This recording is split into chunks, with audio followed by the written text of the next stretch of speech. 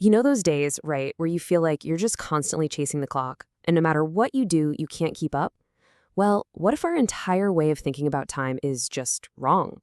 Today, we're going to tear down that old, broken system and build a new one. A way to master your days, your energy, and yeah, ultimately your life. Okay, let's get into it. This one idea, this is the key to the whole thing. For so long, we've been taught to see time as a ruler. It's fixed, it's linear, and we just use it to measure how much stuff we got done, how many emails sent, how many hours logged.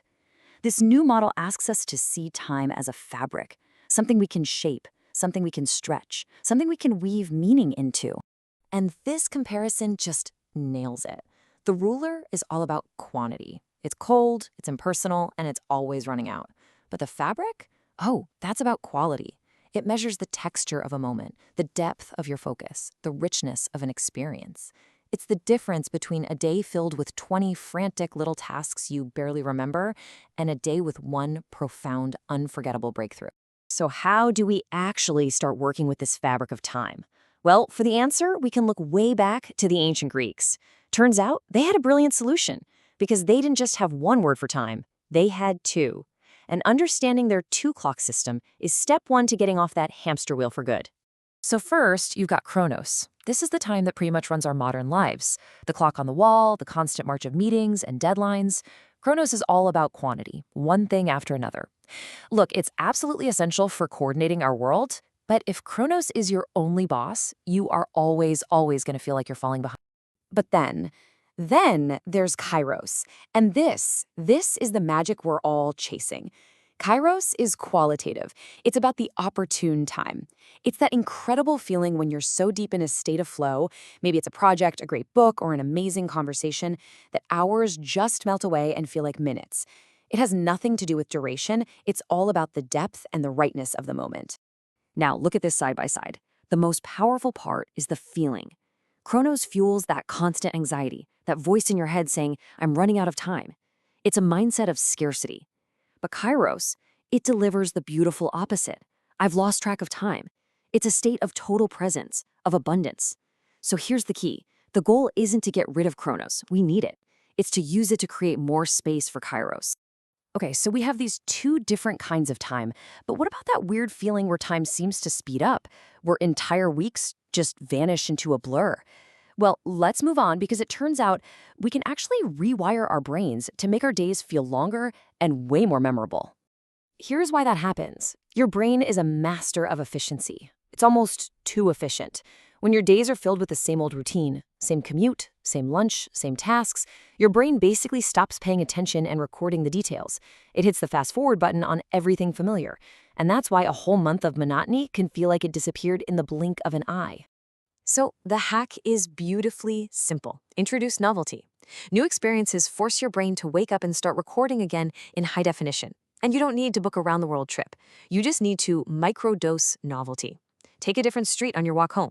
Listen to a totally new kind of music. Try a new recipe. These tiny disruptions create new memories, and they act like anchors that make time feel fuller and longer when you look back. Now this brings us to our next big idea.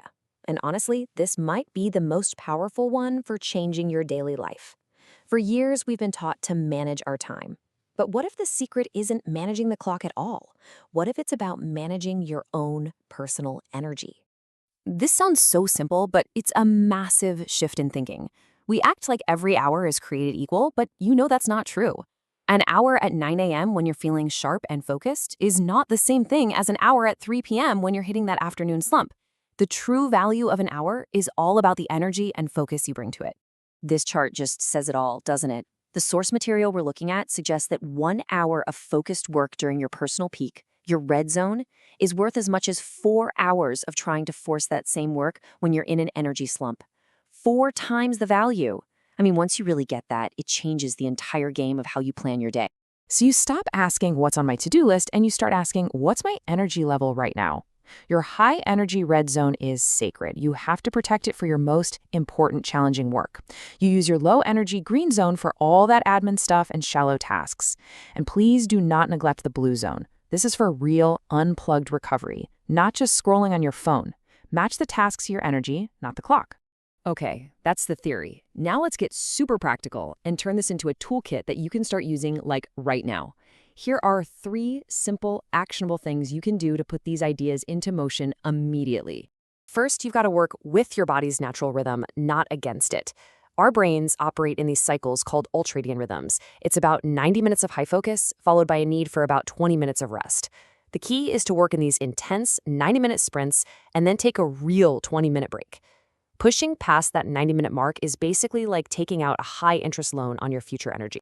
Second, you have to kill the gray zone. You know what this is? It's that murky in-between time where you're not really working, but you're not really resting either, like checking work emails while you eat your lunch. It drains your energy without giving you any real progress or any real recovery. The fix is to be binary. When you work, you are 100% working. When you rest, you are 100% resting. And finally, here's a beautifully simple tip. Think about using an analog clock. A digital clock just chops time up into these stressful blinking numbers. But an analog clock, it shows you the flow of the hour as a whole. You can actually see the pie of time you have left. It's a tiny psychological shift, but it really does help you see time as a continuous resource, making it easier to slip into that focused Kairos state. So let's tie all these threads together. We've talked about the 2 clocks, Chronos and Kairos. We've talked about stretching time with novelty and about managing your energy instead of just your hours. The one big idea connecting all of them is this. We need to stop chasing more time and start chasing more depth. And this right here, this is the ultimate takeaway. Mastering the fabric of time isn't about becoming some kind of productivity machine. It's about learning how to create moments of deep, undivided presence.